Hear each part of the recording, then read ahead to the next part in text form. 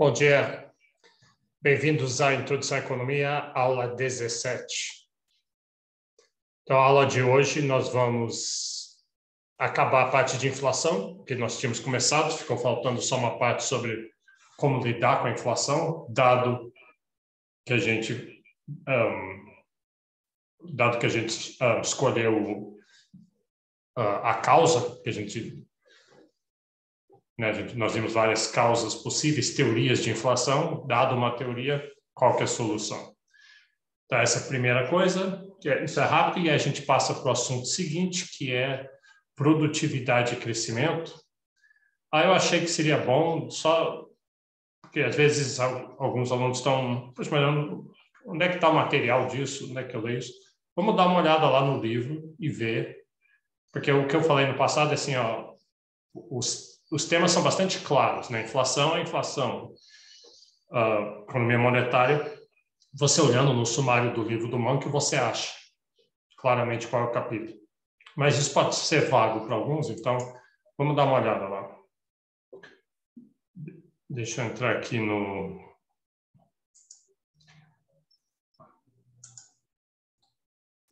na biblioteca, né? O livro está disponível para vocês de graça lá na biblioteca, em forma de e-book. E então, se você for olhando antes, você vai reconhecendo as coisas que a gente já viu. Deixa eu entrar aqui. Deixa eu voltar algumas páginas aqui.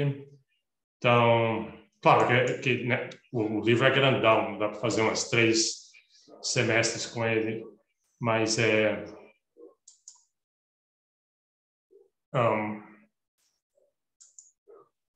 mas vai reconhecer coisas que a gente viu e que caíram na primeira prova, como, por exemplo, aqui, bens públicos,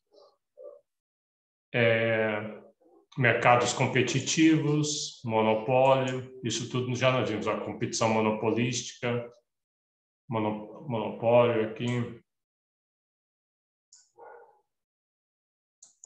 Então, tudo isso a gente já viu. Desigualdade de renda ainda vai ver, isso vai entrar, mas vai ser depois. E aqui, parte macroeconômica, medindo renda nacional, é aquela parte de contabilidade nacional que a gente já viu, também foi na primeira prova. Medindo o custo de vida, o custo de vida é a inflação, esse é o que a gente acabou de ver nas aulas passadas. E aqui, a aula hoje vai ser isso aqui, a economia real no longo prazo. Crescimento econômico ao redor do mundo, produtividade, seu papel e seus determinantes. Especialmente isso aqui, produtividade, esse é o tema. Crescimento econômico e políticas públicas, toda essa parte aqui. Então, eu leria esse capítulo 25 aqui, né, para essa página, teria lido esse capítulo 24 nas aulas passadas, 25 esse capítulo aqui, e 26 também. 26, esse aula de hoje é capítulo 25 e 26, nós vamos ver poupança, investimento, essa aula aí é a próxima. Então tá, então só para ficar bem claro sobre o material. Se alguém tiver nenhuma pergunta, vamos em frente.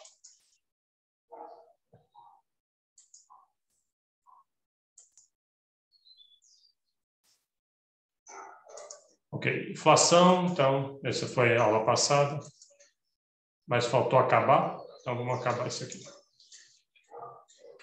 Deixa eu chegar lá, a gente vê tudo isso, hiperinflação. Aí a gente viu, só para fazer a recapitulação rápida. Inflação, nós vimos 4 causas, mas na verdade 3. Causas, 3 teorias. Como teoria? Eu não quero saber de teorias, eu quero saber de o que causa inflação, mas essa que é as coisas, não tem resposta.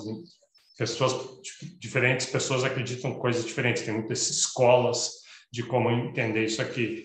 Então, nós vimos a inflação de demanda, a primeira, talvez a mais comum, mais ortodoxa, que a inflação vem porque o governo está expandindo a oferta de moeda. né? Como eu falei, governos estão sempre tentados a fazer isso, e se não houver disciplina nas regras do jogo, governos vão gastar demais, vão expandir a oferta monetária, e isso gera inflação. A gente viu graficamente como é que é isso.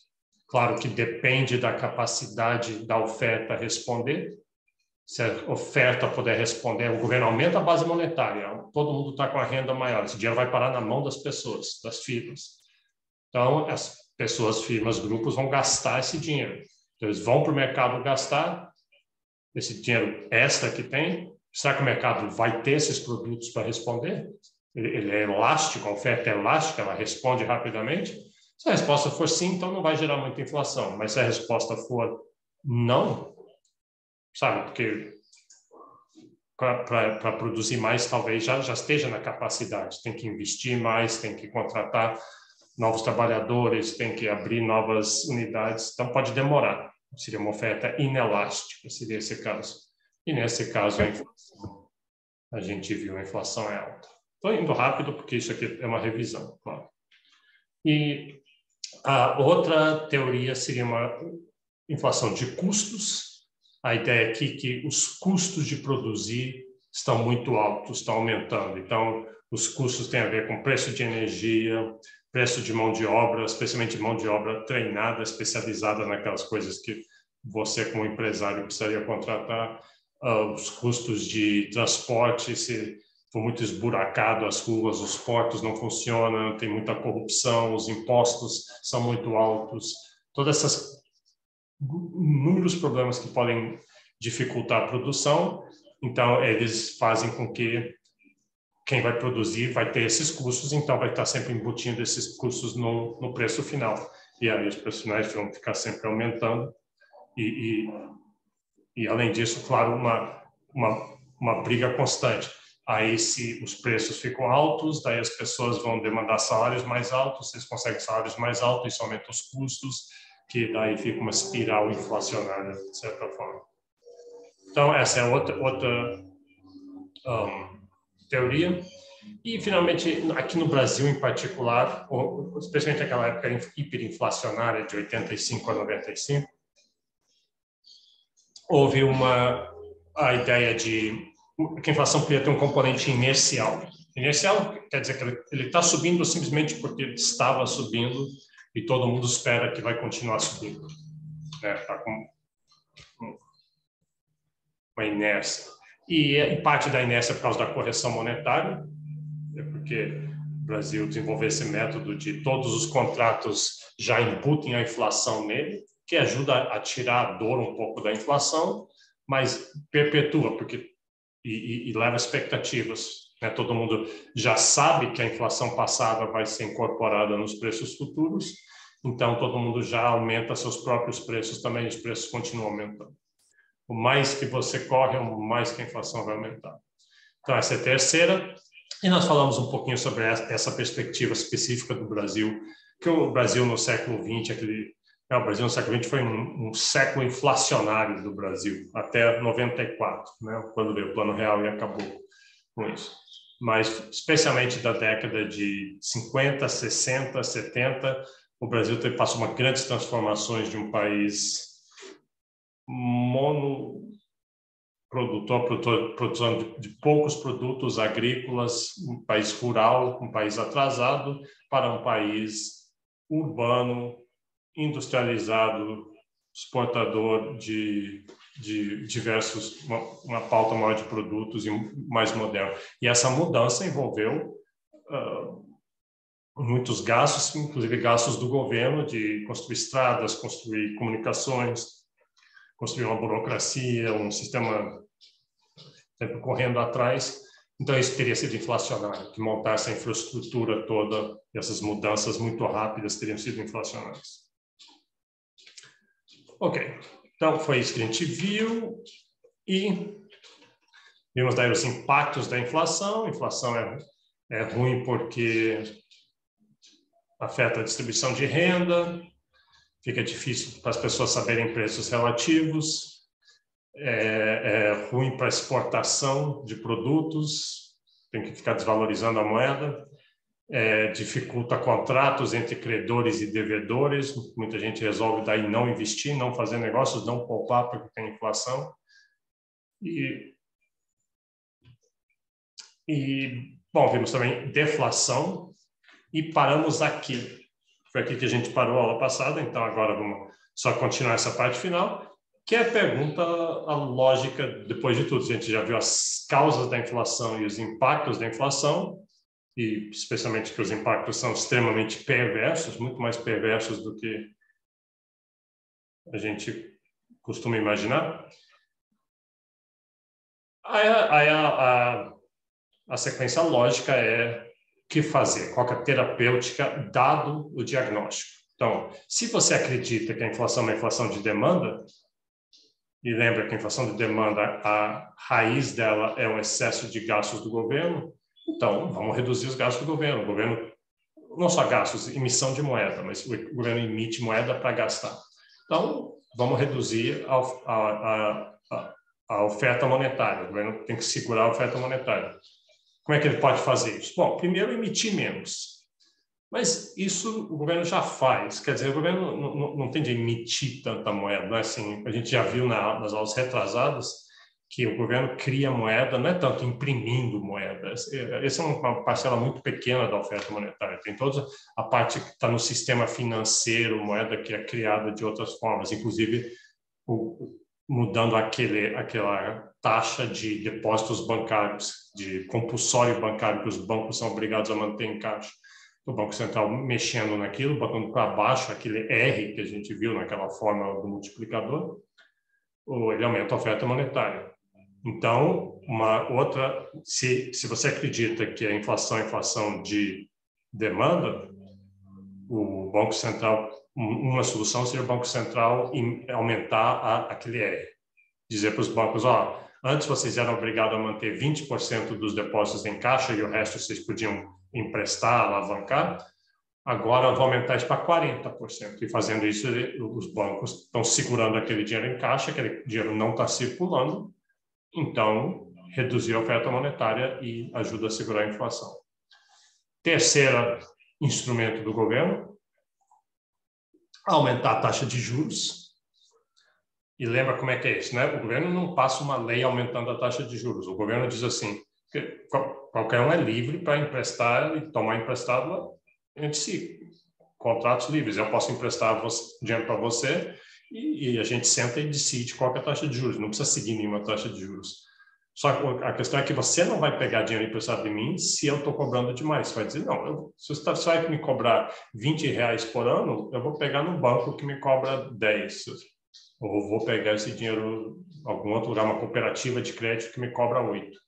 Então, o que o governo faz, ele aumenta a taxa de juros que ele, governo, paga para depósitos. O governo vende títulos, é um título quer dizer um investimento que você faz, e é um excelente investimento, por sinal. Eu tenho bastante dinheiro, bastante do meu pouco dinheiro eu tenho investido em títulos do governo, Tesouro Direto, essas coisas, porque é bastante garantido, não existe muita perspectiva quando você investe num banco, você está sempre preocupado, e se o banco falir? Aí ele não vai me pagar.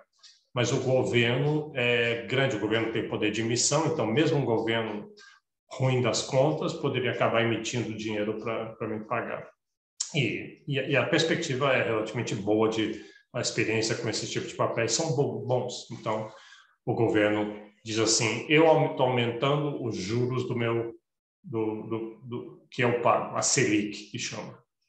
É o nome desses juros que o governo paga.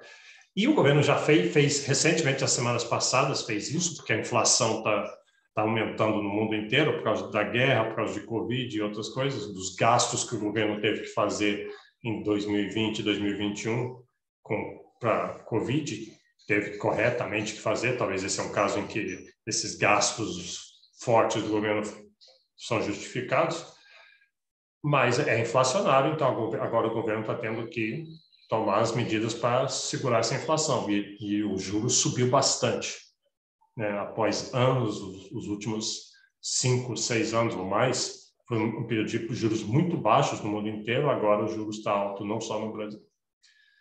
E quarta coisa, o governo pode reduzir gastos governamentais. Se o governo gastar menos, aí ele precisa aumentar menos a oferta monetária, né? Então, essa é uma solução. Talvez essa é a melhor solução, dado que o governo é muito gastador e muitos desses gastos não são gastos muito bons, são ineficientes, são mais gastos que governos fazem porque tem pressão em cima deles, né? Ainda mais no ano eleitoral. Mas é muito difícil politicamente. Não só para esse governo, para qualquer governo, é muito difícil reduzir gastos, que reduzir gastos significa que você deixa chegar, você governo, com uma eleição chegando aí, dizer para algum grupo social, chegar e dizer, olha, aquele benefício, alguma coisa que vocês recebiam, não vai rolar. E as pessoas não gostam disso e vão reclamar e votar contra e fazer pressão. Então, esse aqui é difícil. E aumentar juros também é difícil, porque se aumenta juros, a economia esfria. Né? A economia esfria, os empresários reclamam, poupadores gostam, né?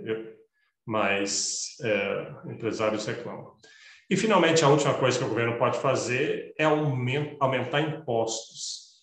Então, aqui é um pouquinho mais, não é tão fácil assim, porque se o governo aumenta impostos, isso poderia aumentar os custos, que aumenta os preços. Mas lembra que nesse slide aqui, a gente está com a premissa que a gente acredita que a inflação é a inflação de demanda. Então, não é uma inflação de custos. Por que aumentar impostos podia ajudar? Porque se o governo aumenta impostos, ele arrecada mais. Ele está arrecadando, ele pega aqueles impostos e usa aquilo para bancar os gastos deles, em vez de ter que aumentar a oferta monetária, ter que aumentar os juros para conseguir dinheiro, alguma coisa assim. Então essa aqui as recomendações de política, se você acredita que é uma inflação de demanda, mas e se você acredita que é uma inflação de custos? Então, o que fazer nesse caso? Então, nesse caso, lembra, você tem que ver a premissa aqui é que a inflação está subindo, os preços estão ficando altos porque os custos de produzir são altos. Então, você tem que dar um jeito de reduzir salários. Os salários estão aumentando mais rápido que a produtividade. A gente vai ver ainda hoje aqui o que quer dizer produtividade. Outra coisa que você pode fazer é antitruste. Antitruste quer dizer que você acredita que as empresas estão entrando em conluio. Assim, todas as empresas de algum setor específico, de tecidos ou de alimentos, de telefonia, eles estão entrando, eles deviam estar competindo entre si, cada uma tentando botar o preço mais baixo, competir na margem do preço. E isso levaria o preço para baixo e ia segurar a inflação. Mas se eles estão entrando em conluio, fazendo acordos que são ilegais, e dizer, eu prometo não baixar meu preço, você não baixa seu preço, aí os preços ficam todos altos, e aí o governo pode chegar lá e tem o CAD, que é o Conselho Administrativo de Direito Econômico, e chega lá e pode multar essas empresas, pode punir elas por fazer isso. Então, essa é a política de segurar a inflação, se você acredita que a inflação é de custos. Outra coisa que você pode fazer é importar. Se os preços estão muito altos, especialmente preço de energia, petróleo, trigo, alguns componentes químicos, pensa muitos insumos para a indústria, o preço do papelão está muito alto, por exemplo, que é muito usado para embalar, e isso está empurrando os preços para cima, o governo pode dizer assim, eu vou facilitar a importação desses produtos. Aí você importa, vai ter mais competição nessa área, vai ter mais oferta desses produtos e os preços caem e seguram a inflação. E, finalmente, se pode tentar melhorar tanto a infraestrutura, melhorar estradas, melhorar os portos, melhorar telecomunicações, melhorar educação, que daí vai ter mais oferta de mão de obra especializada, e o ambiente de negócios é melhorar corrupção, reduzir corrupção. Se as empresas estão tendo que pagar a corrupção, é comum às vezes, aí elas têm que... Aquele é um custo para elas e elas têm que botar aquele custo no preço e aquilo pressiona a inflação. Então, essas são as coisas, as recomendações de política no caso de inflação de custos. Mas e se você acredita que a inflação é inercial? Lembre, inercial, uma bola de neve descendo uma ladeira. Então, o que você pode fazer? Bom, primeiro tirar a correção monetária, aquela cláusula dos contratos, que os contratos vão ser reajustados mês a mês pela inflação, é uma coisa comum que tinha no Brasil desde a década de 60, que já ela ajudava a fazer com que os preços subissem mais ou menos juntos. Então, em termos de preços relativos, não tinha problema da inflação, porque se todos os preços subirem exatamente pela mesma porcentagem, não tem problema a inflação. Sua renda está subindo, seu salário está subindo, seus custos estão subindo pela mesma porcentagem, não mudou nada, porque o importante é preços relativos. Mas o problema é que não é exatamente igual, alguns preços sobem mais rápidos e com correção monetária tem uma expectativa inflacionária muito grande. E aí o Plano Real, que acabou com a inflação, fez isso. Ele eliminou, proibiu correção monetária. Proibido correção monetária no Brasil. Você não pode fazer um contrato com correção monetária, com algumas poucas exceções. Eu acho que, assim, preço de eletricidade, telecomunicações, alguns poucos outros. Então, eu não posso, assim, alugar meu apartamento para você e botar uma cláusula que vai reajustar o preço todo mês. Todo mês a gente vai olhar no jornal a inflação e vai ser R$3.000 mais a inflação. Não pode fazer isso. Pode botar, acho que anualmente, ou tem certos períodos que pode botar no final do contrato. Quando acaba o contrato, a gente renegocia. Aí sim, aí você atualiza o preço. Mas não pode ser mês a mês, que nem era antes. A correção monetária é frequente. Outra ideia é mudar a cultura inflacionária. A cultura inflacionária é aquela ideia de quem viveu hiperinflações, quem viveu muito tempo sob inflação, já espera que a inflação vai existir. Então, essas pessoas já embutem nos contratos inflação e não reclamam de inflação, porque já sabem, já esperavam que ela ia acontecer ao mesmo tempo, então não criam essa barreira contra a inflação.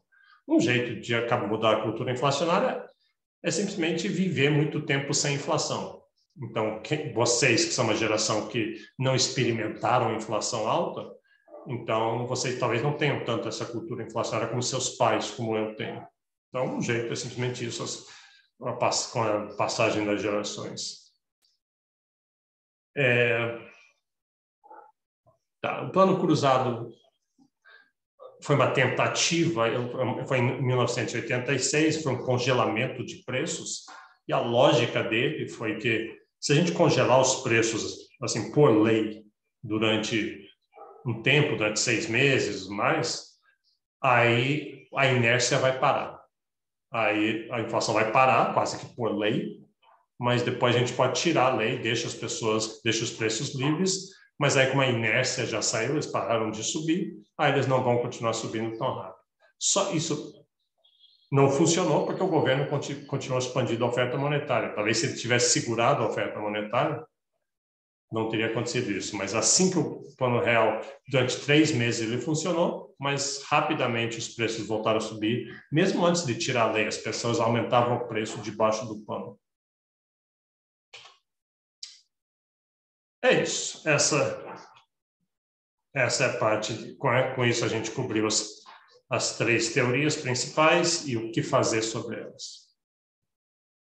Alguma pergunta sobre inflação?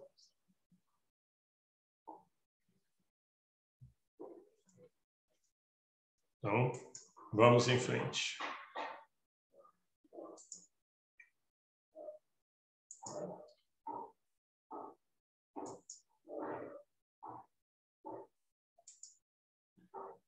Ok, o tema agora é produção e crescimento econômico, do ponto de vista macroeconômico, poupança e investimento, em outras aulas depois, sistema financeiro, que intermedia essas poupanças e investimentos, que levam ao crescimento econômico, e mais para frente ainda, semana que vem, vamos ver macroeconomia keynesiana. Então tá. O que a gente está olhando agora é macroeconomia, estamos olhando a economia como um todo, de forma agregada, não é mercados de um produto ou decisões de um consumidor, ou um produtor, ou uma firma, agora é a economia. E a pergunta é poupança? O que é poupança? Como é que acontece? Investimento e crescimento, essas coisas são ligadas. E é uma visão de longo prazo, da dinâmica dessas variáveis, não em uma semana, um mês, mas em vários anos. Tá? Então, a gente está abstraindo de oscilações conjunturais e de ajustamento de curto prazo, como está escrito aí. E a gente quer ver o que acontece com o PIB, taxa de juros, etc. Vamos começar com poupança. O que é poupança?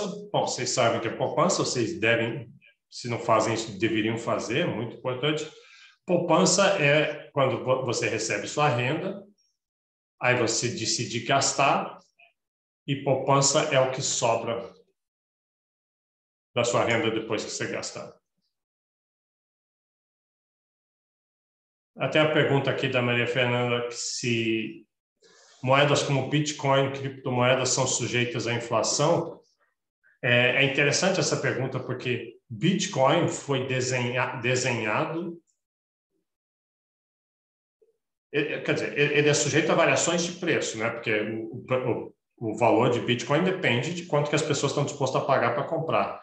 Então, de repente, tem umas ondas assim que todo mundo sai querendo comprar, aí o preço sobe.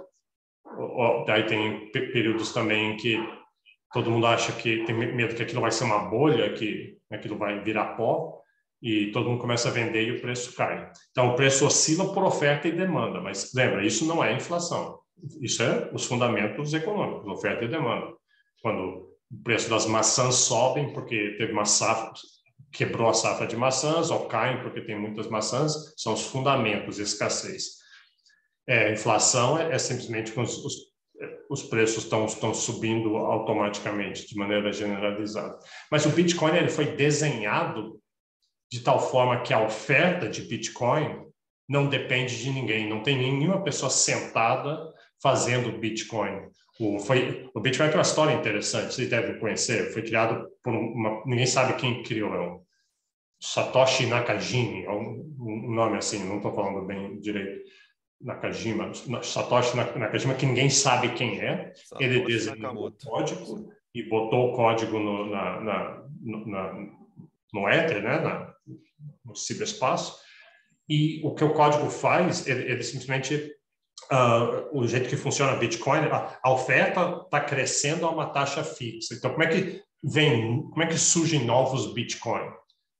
Não é que nem moeda normal que o governo imprime, o governo faz mais. Bitcoin tem um monte de gente, pessoas que são mineradoras, você tem que resolver um problema matemático com computadores, e se você resolver, e é muito difícil, a primeira pessoa a resolver, ele recebe, como se estivesse minerando mesmo, com uma enxada, e essa pessoa achou ouro, achou Bitcoin, e passa a ser dele.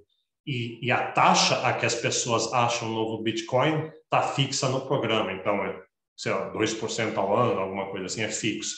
E cada vez vai ser mais difícil achar, por isso no começo as pessoas com um laptop conseguiam achar. Hoje em dia tem fazendas de mineração de Bitcoin, que são prédios inteiros de computador. Inclusive é um problema até de aquecimento global, porque gasta muita energia elétrica.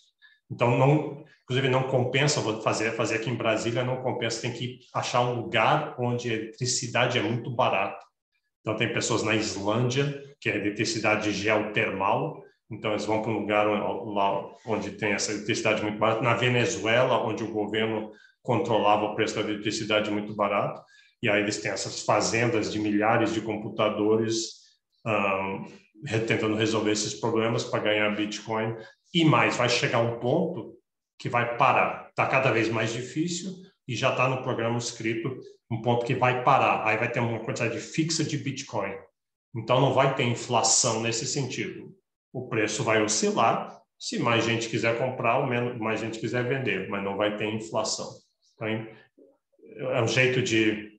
Eu gosto um pouco dessa ideia assim, nós não podemos confiar em governos. Governos vão ser sempre indisciplinados. Eles sempre vão aumentar a oferta de moeda, eles têm que ser sujeitos à inflação, ou eles são ditaduras que não são sujeitos a nada. Então, não dá para confiar em governos. Então, com Bitcoin, você botou no código, e o código não vai deixar ter indisciplina monetária. Tá, vamos continuar com poupança. Então, poupança você tem sua renda e você gasta o que sobrar depois, você está poupando. Você não está jogando fora, está guardando aquilo ali para gastar no futuro. E, inclusive, você pode ter poupança negativa. Você teve sua renda, você gastou mais do que sua renda, quer dizer, você tomou dinheiro emprestado, então você tem uma dívida para o futuro. É o reverso de uma poupança positiva. Poupança é bom porque você não sabe o que vai acontecer no futuro. É bom ter um dinheiro separado para um dia chuvoso, como eles dizem, e para sua aposentadoria. É muito importante, já na sua idade, começar a poupar para poupança, porque você ganha juros em cima dela. Você não vai deixar embaixo do colchão, você investe aquilo ali, e juros é a maior força do universo, que é juros sobre juros sobre juros, exponencialmente. Então, se você começar desde cedo, mesmo que poupando um pouquinho, com 10% da sua renda, né, talvez 5% da sua renda, mas vai ficar muito tempo, vai ficar lá assim, uns 40 anos, porque vocês estão começando, né? Vocês estão com 20 anos, vocês vão se aposentar com 70, então... E nesse tempo, os juros compostos em cima vocês vão aposentar muito bem. De novo, requer disciplina, e pouca gente faz. Já está longe, depois eu resolvo isso. Bom, poupança privada é a renda menos o consumo e impostos, né? Virou privado, tem a poupança total, que inclui tudo que não foi gasto da renda, mas tem os impostos também. E poupança pública é quando o governo tem a receita dele, a renda do governo é o quê? Receitas tributárias, são os impostos que ele cobra, menos o que o governo gasta. Então, isso é poupança pública, que pode ser negativo se o governo gasta mais do que arrecada. E frequentemente é muito comum ser. Aliás, tudo conspira para ser, que nem eu falei, porque é difícil cobrar impostos e é difícil reduzir os gastos do governo. E aí, como é que o governo faz? Se ele tem poupança negativa, ele tem que achar algum jeito, ou ele vai ter que tomar dinheiro emprestado para cobrir aqueles gastos, já que ele não está arrecadando o suficiente, ou ele vai ter que deixar a inflação reduzir aquelas dívidas. Então, de certa forma, o poupança é uma trade-off entre o presente e o futuro. Você está trocando consumo, você está abrindo mão de consumo hoje, utilidade e prazer hoje, para ter mais no futuro. Poupança, de certa forma, é doloroso, porque você está deixando... A gente quer as coisas, a gente quer agora. Quero comprar, quero consumir. Então, não fazer isso requer disciplina, envolve um certo desconforto, mas gera segurança, gera prazer no futuro. E mais, né? Porque a sua poupança vai crescer. Bom, então isso é poupança. O que é investimento? Muitas vezes a gente confunde essas palavras, né? Que se fala assim, eu recebi minha renda e eu peguei 10% e eu investi. E tá certo, mas você poupou, né? Você deixou de consumir. Deixar de consumir é poupar. Investir é você daí botar no banco, você comprar alguma coisa que você acha que o preço vai subir.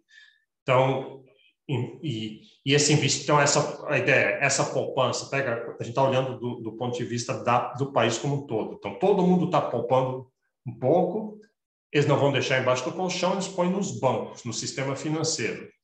Talvez para receber juros ou só para guardar, para ter aquela segurança ali. Depende se você vai deixar uma semana só, você não vai poder conseguir juros em cima daquilo. Para conseguir juros, você tem que deixar pelo menos um mês ou vários anos, né, para valer a pena.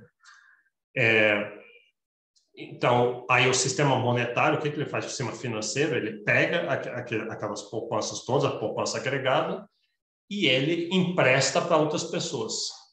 Ele empresta para empresas que querem expandir, para fazendeiros que querem aumentar, para pessoas querem comprar automóveis e carros, todo mundo que está investindo. Então, o investimento aumenta a capacidade produtiva. Aquelas poupanças são captadas pelo sistema financeiro e canalizadas para virar investimento na mão, geralmente, de firmas e empresas. Às vezes, o governo também, por exemplo, constrói uma estrada e ele precisa financiar aquilo, ele vai estar usando essas poupanças. Então, como é que aumenta a capacidade produtiva? Novas máquinas, novas instalações, novas residências, infraestrutura, automóveis, tratores, equipamentos, armazéns, né? Por que investir? Né? Investir porque é assim que gera crescimento. E essas novas máquinas, no próximo período, vão estar produzindo e a produção vai ser maior ainda. Então, esse é o processo de crescimento econômico. Você não consegue crescimento econômico sem poupança e sem para virar investimento, que aumenta a capacidade produtiva, e é isso que é crescimento econômico. Então, qual que é a relação entre... Professor, licença. Então, primeiro, perdão pelo barulho de fundo. Mas, então, quando você investe, você meio que usa... esse dinheiro é usado para poder passar para outra pessoa que está precisando desse dinheiro.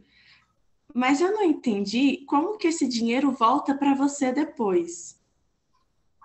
Tá eu bom. acho que eu estou meio perdida. Não, faz sentido. Eu não falei essa parte, eu devia ter falado.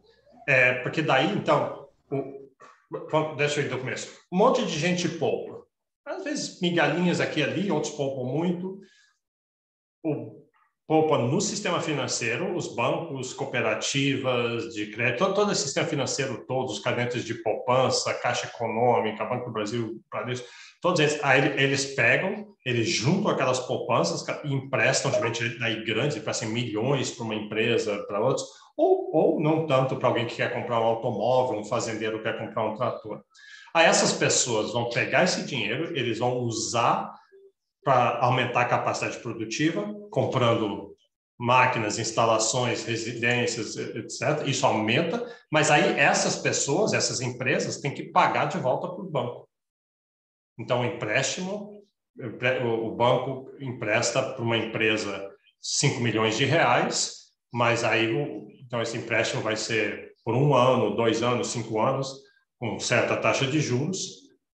E a taxa de juros que o banco cobra dessas empresas é maior do que a taxa de juros que o banco está pagando, que o banco tem que pagar aos poupadores, né? Por isso que as pessoas vão levar o dinheiro lá para o banco, porque o banco vai dar os juros. Então, tem uma diferença entre os juros que o banco paga para o poupador e o que ele cobra do tomador do empréstimo. É isso que chama do spread bancário. E é assim que bancos ganham dinheiro.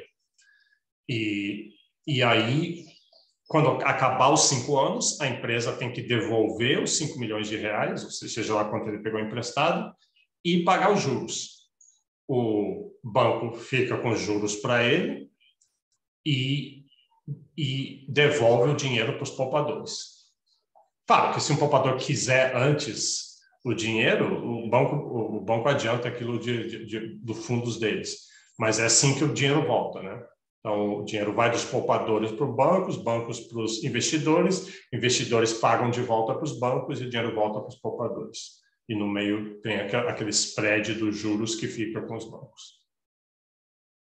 Uma pergunta importante aí é dizer, muitas vezes tem a gente ouve falar no Brasil, mas esses bancos, o problema é os bancos, eles têm um spread muito grande, eles pagam muito pouco para os poupadores e eles cobram muito das empresas. E aí as empresas sofrem e os poupadores sofrem.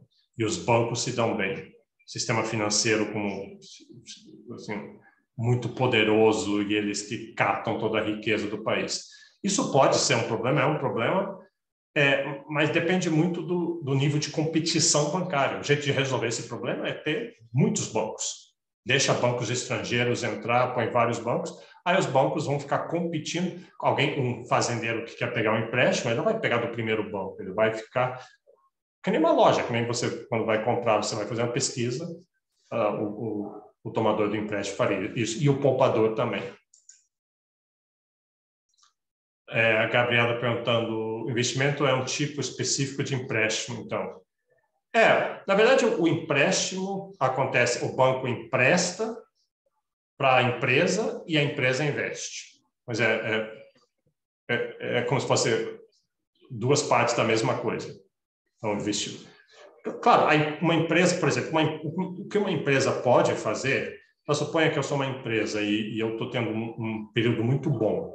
Eu decido, puxa, esse nosso produto está vendendo muito, vamos aumentar a nossa capacidade produtiva, porque o negócio está bom.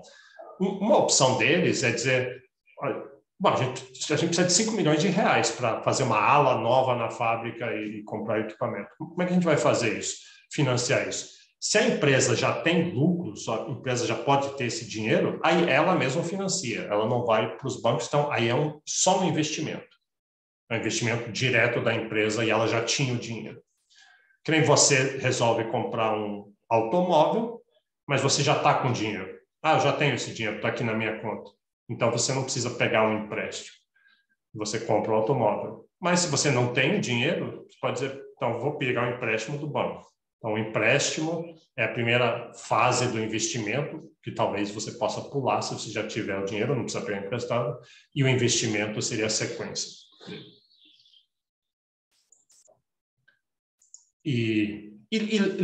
Bom, não, a gente vai ver isso aqui agora. Deixa eu esperar. Então, como eu falei, às vezes a gente confunde mesmo investimento e poupança, a gente fala a mesma coisa para os dois, mas tem essas pequenas distinções, né? Primeiro tem que haver uma poupança, aí essa poupança tem que ser canalizada via um empréstimo para virar investimento. Mas quando você pegar o país como um todo, só pode ser investido o que é poupado. Poupança tem que, ao todo, para indivíduos, não. Por exemplo, eu posso poupar e nunca investir. Eu posso investir sem poupar, pegando dinheiro emprestado. Mas quando, no total do país, no final do ano, tem que ser que investimento é igual a poupança. É uma identidade, a gente fala. Não é uma equação. Uma equação é assim, existem certos valores que fazem a equação estar válida. Mas uma identidade é, por definição, investimento é igual a poupança no nível macroeconômico. E quem está fazendo essa junção é o mercado financeiro. A gente vai ver um esquema daqui a pouco. Então, tudo isso que eu estou falando de investimento e poupança pode ser visto nas contas governamentais. A gente conhece isso aqui, a gente já viu. Isso aqui em contabilidade nacional, quando a gente fez, a ótica da despesa, que a gente chamou isso aqui, a ótica da despesa. Então, Y é o PIB. Lembra, lá naquela aula a gente estava querendo medir o PIB. E é comum chamar PIB de Y em economia. Então, Y é o PIB total. O que é o PIB? Por definição, por essa ótica da despesa, são todas as despesas no ano. Tudo que alguém gastou dinheiro, se a gente somar todos os gastos, tem que dar o PIB. Então, lembra, PIB é tudo que é consumido, esses são alguns tipos de gasto, você faz, eu faço, todos fazem. Tudo que é investido é... Você está comprando também, que nem um consumidor, mas você está comprando para aumentar a capacidade produtiva. Então, se eu compro um sanduíche, é consumo. Se eu compro um trator, e eu sou um fazendeiro e vou produzir soja, esse gasto com o trator é um gasto, que nem um gasto sanduíche, mas eu vou chamar ele de investimento nessa contabilidade aqui. Os dois são gastos, são despesas, mas eu estou classificando em contas diferentes. Outro gasto que tem é o governo. O governo gasta muito. Quando paga o meu salário, quando paga eletricidade na UNB, no funcionalismo público, toda a máquina estatal do governo, os gastos deles, vamos classificar aquilo em G. E tem as exportações, quando alguém no exterior gasta para comprar produtos brasileiros, menos importações. Vamos abstrair disso aqui, desse X menos M. Então, depois a gente vai chegar lá, vai ter uma parte só de economia aberta, que chama. Uma economia aberta a comércio com o resto do mundo. Aqui vamos fazer uma premissa de economia fechada. Então, suponha, só para simplificar, que não existe exportação nem importação, Então, nesse caso, o nosso PIB é igual a consumo mais investimento mais gasto do governo. Tá? Então, fica bem mais simples. Claro que não é uma premissa realista. Tem sim exportação. O Brasil exporta muito, o Brasil importa muito. Mas, para simplificar. Então, vamos pegar isso aqui, essa identidade. PIB, por definição, não é que PIB, às vezes, dependendo dos valores do consumo, vai ser igual a consumo e investimento. Não, por definição, é uma definição. PIB é consumo mais investimento mais gasto do governo. Vamos rearranjar isso aqui, só fazer uma álgebra bem simples, leva o y para a direita, desculpe, leva o C mais o G para o lado esquerdo.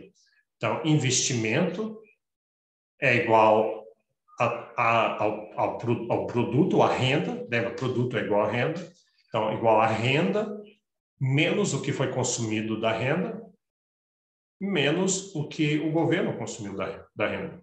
Então, C é um tipo de consumo, G é um tipo de consumo, só que G é o consumo do governo. Mas C e G é o consumo total, digamos. Então, renda menos consumo, lembra a definição no primeiro slide hoje? É poupança. Renda menos consumo. Você recebe sua renda, você consome tudo que você quer consumir, o que sobrar da renda é poupança.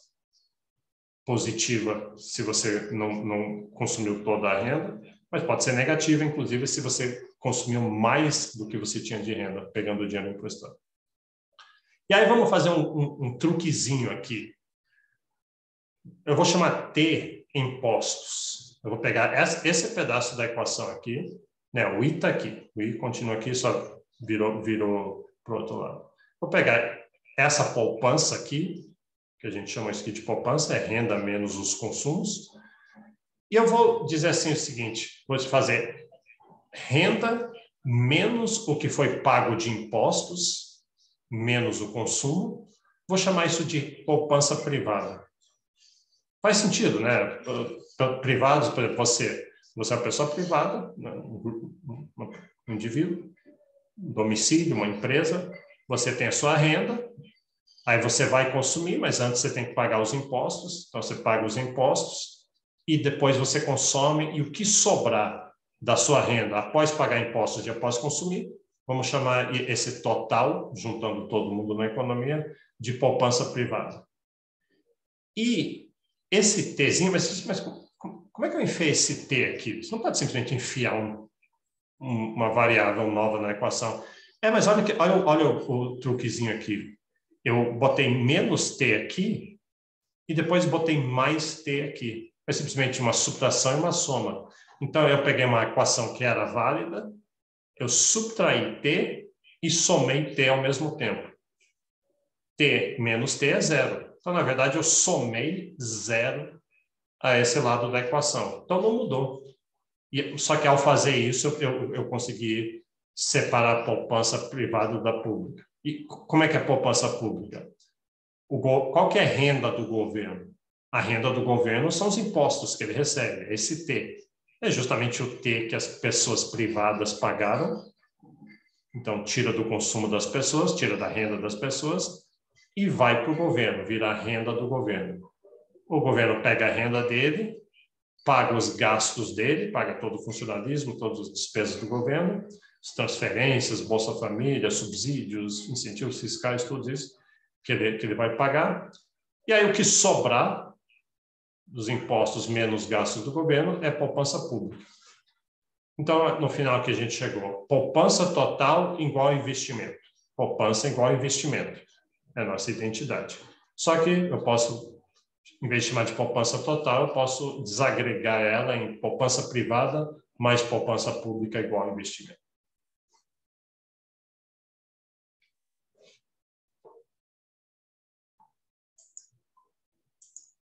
Deixa eu voltar aqui. Então, sem poupança não há investimento em uma economia fechada, que sempre existe poupança externa, mas a gente chega lá. Isso é um problema muito grande. E, aliás, o Brasil, isso é um problema muito grande para o Brasil. Porque qual que é a questão no Brasil? O Brasil é um país muito grande, cheio de oportunidades, cheio de bons projetos viáveis. Então, cheio de capacidade de crescimento. Só precisa desse investimento. Então, o Brasil é cheio de oportunidades de investimento. Então, mas a gente viu que para ver esse investimento é preciso ter poupança, é preciso que alguém não consuma sua renda em algum ano para sobrar poupança para ela virar investimento. Só que no Brasil, alguns fatos no Brasil, a poupança privada no Brasil, das pessoas, das firmas, é extremamente baixo. O brasileiro não tem hábito de poupar. Comparado, por exemplo, com chineses, asiáticos, a poupança total no Brasil é uns 18% do PIB, na China é uns 40% do PIB. Então, tem muito pouca poupança indo para o mercado financeiro para virar empréstimo. Então, e muitos projetos bons. Então, tem um monte de empresa, um monte de empresários querendo pegar dinheiro emprestado nos bancos, mas os bancos têm pouco dinheiro para emprestar.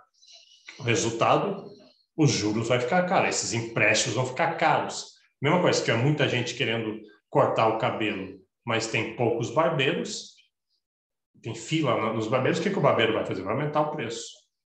Então, com crédito é a mesma coisa. É como se um empréstimo é um serviço financeiro, é um serviço como qualquer outro, é um bem econômico como qualquer outro. Existe oferta e demanda. Se tem pouca poupança virando empréstimo, o preço dos empréstimos, a taxa de juros vai ficar cara. E aí, muitos daqueles projetos não vão mais ser viáveis, não vão mais valer a pena.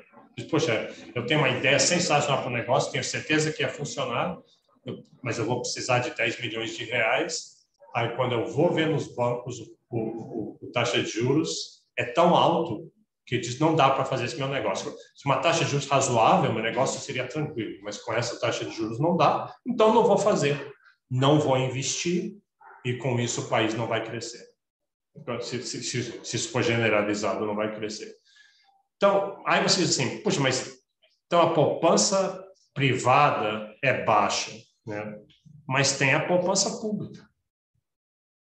O que o governo pode não gastar? O governo pode arrecadar impostos e se ele não gastar tudo que arrecadou, o governo empresta esse dinheiro para os empresários para virar investimento. Então, essa é outra solução. Só que poupança pública no Brasil é baixa também, geralmente negativa. O governo gasta demais. O governo, pelo contrário, ele gasta mais do que arrecada e ainda está tomando dinheiro emprestado do mercado, que fica menos dinheiro sobrando para emprestar para quem vai produzir. Então, por isso o Brasil tem dificuldade em crescer. Tem uma terceira solução, que inclusive muitas vezes é a solução que acaba resolvendo, fazendo aumentar o investimento, é poupança externa.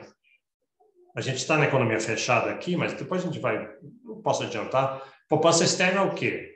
Alguém no exterior, um chinês, um vietnamita, um nigeriano, um belga, um americano, um canadense, não consome toda a sua renda, ele poupa, e aí ele põe esse dinheiro nos bancos deles lá na China, lá nos países deles, e esses bancos, na hora de emprestar, eles podem emprestar para os empresários locais, para os empresários chineses, fazendeiros chineses, os empreendedores chineses, canadenses, ou eles podem dizer, puxa, eu estou recebendo uns juros, eu estou conseguindo emprestar uns juros relativamente baixo aqui para as pessoas do meu próprio país. Mas lá no Brasil o juros está altão, está bem alto. Então, eu, banco chinês, eu posso emprestar para o Brasil e vou ganhar muito mais juros do que emprestar, é muito melhor para mim. Então, tem essa poupança externa, que daí vira um investimento externo. É quando, a gente vai ver isso depois, mas um investimento externo indireto. Não é uma fábrica chinesa vindo para o Brasil, produzir no Brasil, que é um tipo de investimento direto. Mas tem indireto. O banco chinês empresta dinheiro para uma empresa brasileira no Brasil produzir, para aquele empreendedor que tem a ideia de fazer um negócio novo de 10 mil. Então, essa poupança externa pode suprir a necessidade de empréstimos para investimento no Brasil. E, de fato, supre. muitas vezes vem o Brasil é um dos maiores receptores de poupança externa, mas só em épocas, aqui que está o negócio, só quando o Brasil está funcionando bem. Porque esse dinheiro estrangeiro ele é muito receoso. Você investir em diferentes países está sujeito a judiciários que você não sabe como é que eles vão agir, a corrupção, essas coisas. Então, eles só vão onde eles têm garantias, onde eles sabem que as regras funcionam, as leis funcionam, o Estado de Direito funciona. Quando o Brasil está passando por uma fase boa, a economia está estável, a política está funcionando bem, jorra dinheiro externo no Brasil para investir e o Brasil cresce. Só que quando está esses momentos conturbados, que nem a gente tem passado nos últimos 5, 6 anos, esse dinheiro não vem. Em vez de investir no Brasil, é muito arriscado, vou investir em outro lugar. E aqui, a Maria Fernanda, essa poupança externa não geraria dívida externa, que também não é interessante? Não. Ela gera uma dívida externa, mas qual o problema? Você pegou 10 milhões de reais em dinheiro emprestado, o Brasil pegou esse dinheiro, está devendo para a China, claro, eles não vão dar dinheiro de graça, estão devendo esse dinheiro, mas esses 10 milhões vêm no Brasil, o empreendedor brasileiro pega aquilo, faz uma fábrica, contrata trabalhadores, gera renda, aumenta a produção, gera competição, ganha um lucro e depois ele paga o dinheiro de volta. Não teve problema nenhum. Então, agora, se você pegar esse dinheiro, o governo brasileiro pega, algum empresário pega, faz um investimento ruim, que não aumenta a produção, desperdiça aquilo em bobagem, o governo brasileiro pega aquilo e usa só para aquecer artificialmente a economia antes de uma eleição para ganhar a eleição, e depois, na hora de pagar de volta, aquele empréstimo não gerou nada para pagar de volta, aí é um problema. Mas, né, a gente não tem que ter medo de capital estrangeiro. Pelo contrário, sabe quem é que tem que mais gostar de capital estrangeiro? São pessoas jovens que estão estudando e que vão estar no mercado de trabalho daqui a 4 anos e que vão querer empregos. Vocês dependem de um Brasil crescendo, um Brasil com muito investimento crescendo, realizando todos aqueles projetos que eu falei. E se acontecer isso, vocês são uma peça central, porque esse investimento vai requerer mão de obra especializada, gente com treinamento, gente com diploma. Então, se não tem poupança interna, se o governo não poupa, que pelo menos poupança estrangeira que quer vir para o Brasil, que pelo menos essa é a solução. Então tá,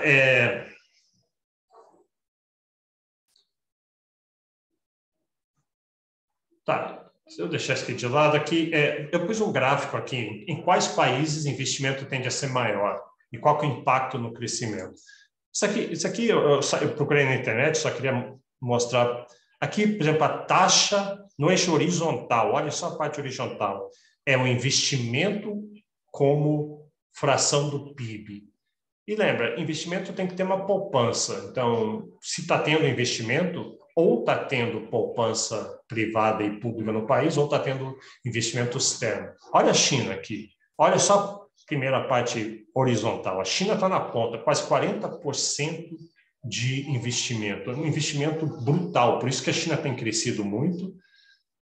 E cadê o Brasil? O Brasil está aqui, um dos mais baixos, uma poupança só de 18%, enquanto a Argentina tem uns 22%, e vamos pegar outros países da América Latina, não estou vendo aqui, a Índia tem uns 35%, o Brasil muito pouco.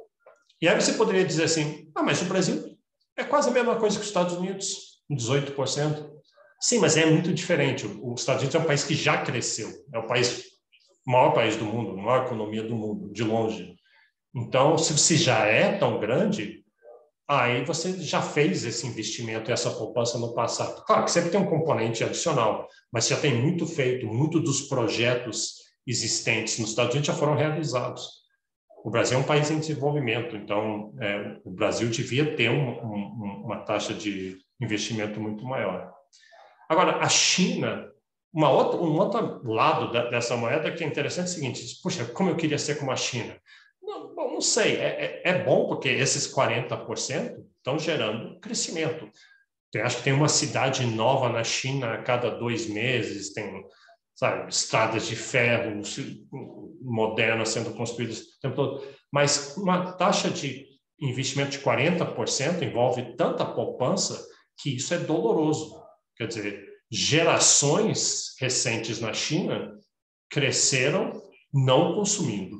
Porque se poupança é você postergar consumo. Enquanto poupança é bom, poupança, lembra que eu falei, ela requer sacrifícios. E a China é um sacrifício talvez grande demais. Como é que eles conseguem?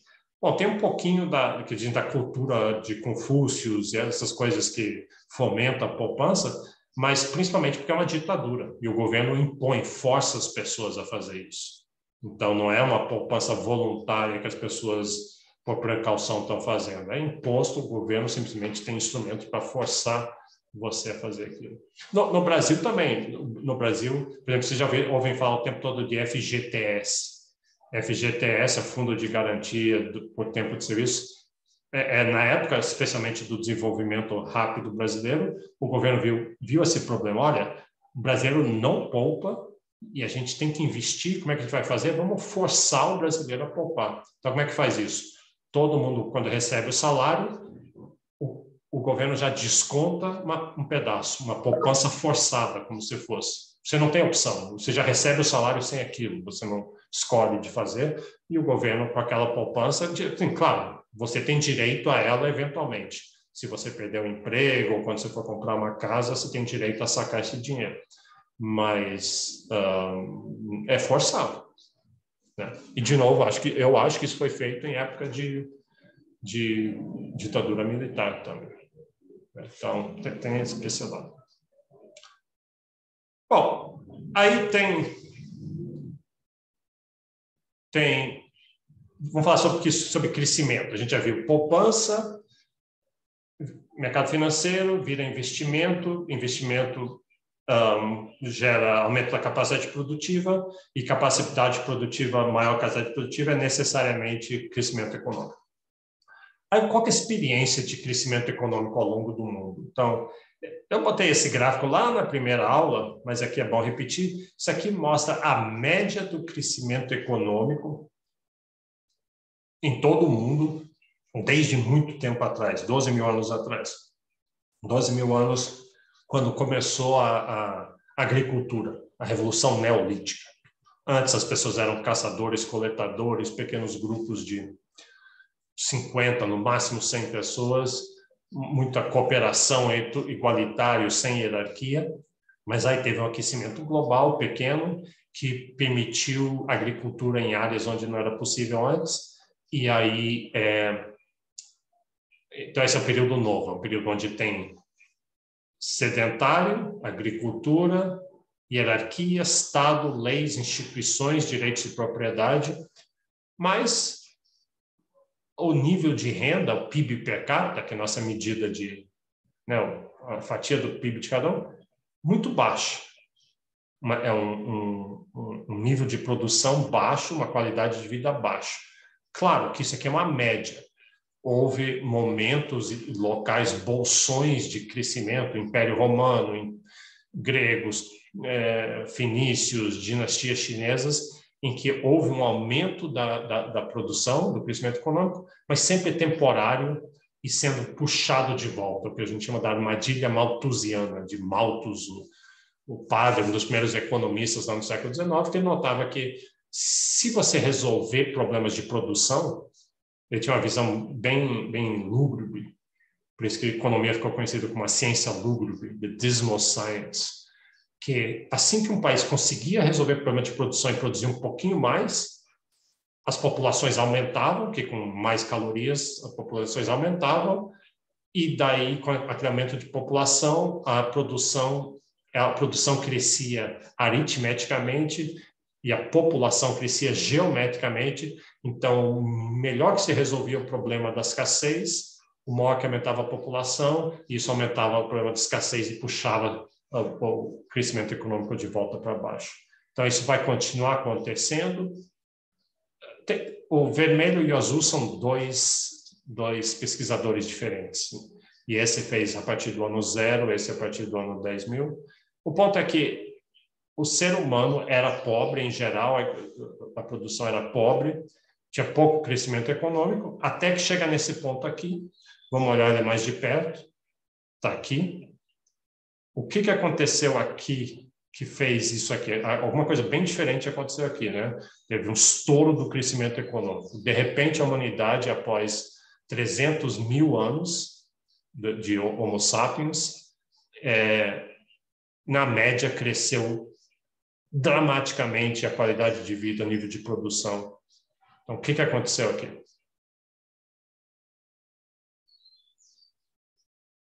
Alguém? Foi a Revolução Industrial? Sim, Revolução Industrial, exatamente. Então, isso aqui vai ser uma mudança né, para um outro mundo, de fato. Só que aqui são médias. Aqui eu quebrei para alguns países, botei alguns países, não todos. E então tem alguns países que têm PIB per capita. Lá em 2004 estava acima de $25.000 por pessoa. Alguns países abaixo de $10.000, mais ou menos, inclusive o Brasil, inclusive a China está aqui embaixo. Né? Poxa, mas a China, eu vejo fotos da China, a China é tão moderna, aquelas cidades, aqueles prédios, os trens de alta velocidade. Sim, mas tem 1 bilhão de chineses. Então, quando você pega per capita, e você não está vendo as multidões mais pobres que são proibidas de migrar para a cidade. Então, a China está aqui, só recentemente passou o Brasil, em termos de PIB per capita. Então, de 50 até... Isso aqui é 2004, eu já fiz esse gráfico mais atual, mas é parecido. E você vê que tem esse espaço vazio aqui. Você fala para mim, mas por que você não botou outros países, os países que estão aqui no meio? E a realidade é que não tem países aqui no meio. O mundo é um mundo bipolar. Tem um grupo de países ricos, que são esses que você espera, e um grupo de países aqui embaixo, e pouca transição de cima para baixo, de baixo para cima. Tem, sim, algumas exceções, a Venezuela já esteve aqui em cima, a Argentina já esteve aqui em cima, transicionaram para baixo, e alguns países chegaram aqui recentemente. Coreia do Sul, por exemplo, os tigres asiáticos, né, vieram daqui de baixo e foram para cima. Mas não tem muita, o que a gente chama de convergência. Convergência é os países de baixo convergir para os de cima. Embora a teoria econômica esperaria que isso acontecesse, através do mecanismo da taxa de juros. Como é que é esse mecanismo? Esses países aqui têm muito capital, muito investimento, muita poupança, então a taxa de juros é baixa. Se tem muita cebola, o preço da cebola é baixo. Se tem muito capital, a taxa de juros é baixa. Esses países têm pouco capital, pouca poupança e a taxa de juros, portanto, é alta. O Brasil é um dos países com mais alta taxa de juros. Quase sempre o Brasil é um dos países com mais alta taxa de juros. Então, o natural é que esse capital que está aqui, em vez de querer reinvestir aqui, resolve vir aqui para baixo. E vem aquele investimento direto que eu falei. Esse capital vindo para cá, essa poupança externa, vira investimento, vira produção. Produção significa crescimento econômico, a esses países cresceriam. Então, existe essa expectativa teórica que esse mecanismo iria levar à convergência. Não está acontecendo, se olhando o gráfico assim, você vê parece uma boca de jacaré, né? E a boca de jacaré está aumentando cada vez mais. Então, qual que é a explicação? Eu já vou responder a pergunta ali, da Maria Fernanda, já vou responder. Deixa eu acabar a lógica aqui. Por que o capital não está vindo para cá? Bom, uma razão é que, aquilo que eu falei, as regras nesses países, e penso o Brasil, muitas vezes elas assustam o capital. Pela taxa de juros, pela oportunidade de investimento, esse capital quer vir. Mas aí, quando eles chegam, eles olham, poxa, mas tem corrupção, tem impostos altos demais, contratos não são respeitados, o judiciário é lento, o judiciário é imprevisível, não tem mão de obra treinada. tem polêmicas, tem um nacionalismo anticapital estrangeiro. Ah, quer saber? Eu não vou investir aqui, vou investir na China em vez. E aí, isso é que acontece. Como eu falei, o Brasil, quando o Brasil está calmo, quando a questão política, a polarização, as brigas, quando está estável, e quem esteve de 94 até 2012, mais ou menos, aí jorrava capital estrangeiro no Brasil e ajudava a fomentar esse aumento da produção, investimento e crescimento. Quando o Brasil está como periodicamente ele tem, começa a ficar tudo muito instável, aí o capital para de entrar. Deixa eu ver a pergunta aqui da Maria Fernanda. Quais medidas o Brasil poderia adotar para levar seu nível nesse gráfico, além da poupança, investimento e resolução do problema da produção? Excelente pergunta, e tem a ver com isso que eu já falei, né? Isso de você melhorar as instituições. Instituições no sentido de regras do jogo, não no sentido de instituições, organizações. Regras do jogo. Então, e o Brasil fez isso de 94 até hoje. As instituições melhoraram muito. A clareza das instituições, dos contratos serem respeitados, mesmo quando é contratos com capital estrangeiro, de leis trabalhistas, de várias outras formas, e também resolver problemas de produção, como ter uma infraestrutura melhor, ter impostos mais razoáveis, legislação trabalhista razoável e todas essas coisas que, aliás, o Brasil vem aos poucos melhorando. As reformas, né? Quando a gente fala as reformas, são todos vários tipos de reformas que o Brasil vem fazendo, e isso, em muitas ocasiões, aumentou muito a atração desse capital e fez o Brasil crescer. E, além disso, mudanças só internas, não capital estrangeiro, de fomentar mais poupança interna, reduzir gastos de governo, o governo ficar mais enxuto para fazer só as coisas, né? Estado mínimo, essas coisas, neoliberal, quer reduzir governo. Não, governo ativo, governo presente na economia, mas fazendo as coisas que são papel de governo e fazendo bem feito. Isso daí reduz gastos de governo, aí tem poupança pública e tem mais uma fonte de capital para virar investimento. E, além disso, todas aquelas mudanças que eu falei no contexto de criar um ambiente mais previsível para o capital estrangeiro, vale para o capital nacional.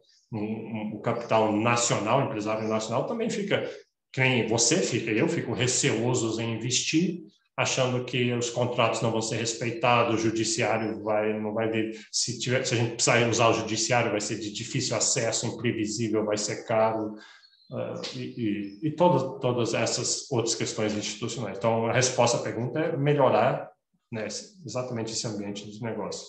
E aí, como eu falei, o bom do Brasil é que o Brasil tem incrível potencial. Tem alguns outros países aqui, vários outros países, que são pequenos, mercados pequenos. Isso faz diferença, porque um mercado grande é uma vantagem muito, muito boa, né? Você ter 220 milhões de potenciais consumidores, de um pool de talento de 220 milhões de pessoas, então melhorar a educação para achar esse talento e direcionar ele para atividades produtivas.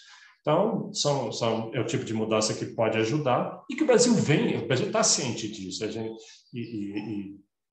faz reformas, mas elas são difíceis, tem oposição a elas, mas aos poucos o Brasil está melhor. Eu tenho um livro sobre isso, inclusive, e o livro em inglês chama Brazil in Transition. Acho que talvez vai aparecer aqui.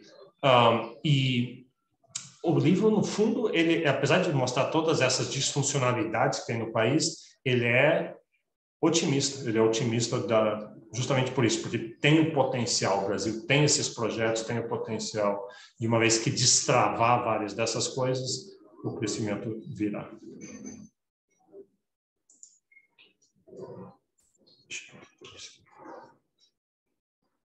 Bom, só ver uma coisa aqui. 9h16, eu estou sem meu relógio. Vamos fazer o seguinte, deixa eu acabar só essa parte, daí a gente para por hoje. Aqui ainda tem bastante coisa, deixa eu voltar lá.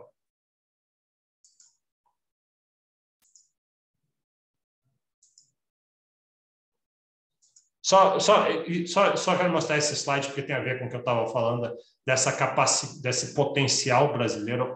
Olha isso aqui. Esse é o crescimento ao longo do século passado. Então, de 1960 para 70, de 70 para 80, de 80 para 90, e aqui o período inteiro. E veja o Brasil aqui. O Brasil, então, com crescimento de 3,2%, mais alto do que a média da América Latina, igual à média mundial, né? A média mundial aqui. Aqui o Brasil com o maior, não é maior, tem o Paraguai aqui, mas é um país pequeno, tem alguns outros aqui, mas o Brasil com um período de muito rápido crescimento. Então, de 60 a 80, o Brasil cresceu extremamente. Se pudesse de 30 a 70, o Brasil é um dos países que mais cresceu no mundo. Mas, aí, a partir da década de 80, teve essa 80, a década perdida, e desde 90, o crescimento tem sido medíocre, no sentido da palavra, assim, de médio, medíocre. Mas, pelo menos, a partir de 94, com algumas melhoras institucionais. Então, mas isso que isso mostra é que o Brasil pode crescer. Como é que eu sei? Porque ele já cresceu muito no passado. Então, a gente sabe que pode crescer.